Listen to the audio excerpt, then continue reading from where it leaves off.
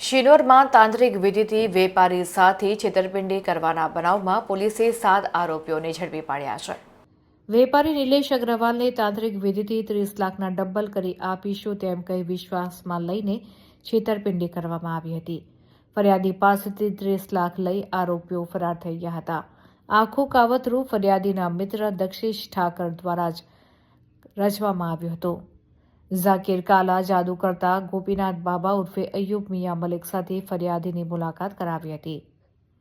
ગોપીનાથ બાબા ઉર્ફે અય્યુબ મલિકે કહ્યું કે એક ખાસ ઔષધિ આવે છે, તેનાથી રૂપિયા ડબલ થાય છે। ત્યારબાદ ફરિયાદીના બોડેલીના ઘરમાં તાંત્રિક વિધિ કરાવી હતી।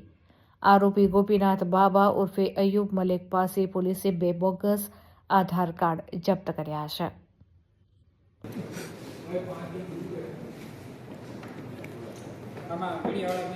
રીતે યુઝ કરવાનું હોય આપણે કન્ટેન્ટ યુઝ કરી શકો છો અને આપના બોસીસને પણ જાણકારી આપી શકો છો।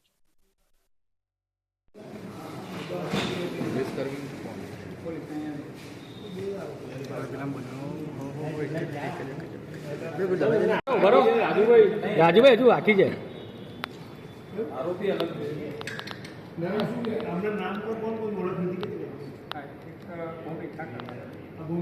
ની હકીકત એ છે કે ફરિયાદી નિલેશ અગ્રવાલ દ્વારા એક ચીટિંગનો બનાવ બન્યો હતો અને એ ચીટિંગ કરવા માટે એમના પૂર્વ પાર્ટનર દક્ષેશ ઠાકર દ્વારા આ આખું કાવતરું રચવામાં આવ્યું હતું। આ ગુનાની હકીકત એવી રીતે છે કે દક્ષેશ ઠાકુર દ્વારા નિલેશ અગ્રવાલને જણાવવામાં આવે છે કે એક ઝાકીર કરીને ભાઈ છે, તેને એક બાબા મળ્યા છે, તે બાબા જાદુ વિધિ કરીને પૈસા ડબલ કરી આપે છે। એમના દ્વારા ટૂંકા સમયની અંદર 10 વીઘા જમીન લેવામાં આવી છે અને એક સ્કોર્પિયો ગાડી પણ બુક કરાવવામાં આવી છે અને આ જો તાંત્રિક છે તે ચમત્કાર કરે છે। ઝાકીર દ્વારા કોન્ટેક્ટ કરાવીને ગોપીનાથ બાબાથી એમનું કોન્ટેક્ટ થાય છે અને ગોપીનાથ બાબા આ વિધિ કરવા માટે આ ફરિયાદીના ઘરે બોડેલીની અંદર આવીને આ ઘરમાં તાંત્રિક વિધિ કરાવે છે અને એ તાંત્રિક વિધિ પેટે એ કહે છે કે એક ઔષધિથી આ પૈસા ડબલ થશે। તે ઔષધિ ઢૂંઢવાનું ખૂબ જ અઘરું હોય છે।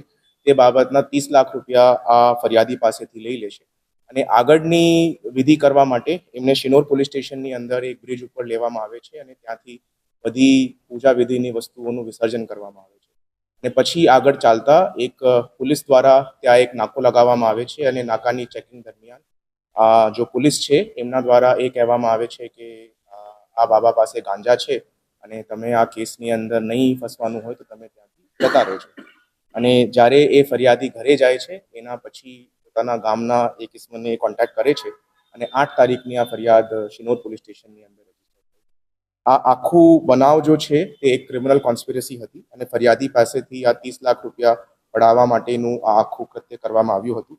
ઇનફેક્ટ આ જો ગોપીનાથ બાબા છે તેમનું મૂળ નામ જો છે તે અયુબ મિયા ઉર્ફે બાયુ ઉર્ફે ગોપીનાથ બાબા છે। એમનું ઓરિજિનલ આધાર કાર્ડ અને ડુપ્લિકેટ આધાર કાર્ડ પણ પોલીસ દ્વારા જપ્ત કરવામાં આવ્યું છે અને એમના ઉપર જો છે ફોર્જરી અને ક્રિમિનલ કોન્સ્પિરસીની પણ આગળની કાર્યવાહી કરવામાં આવશે।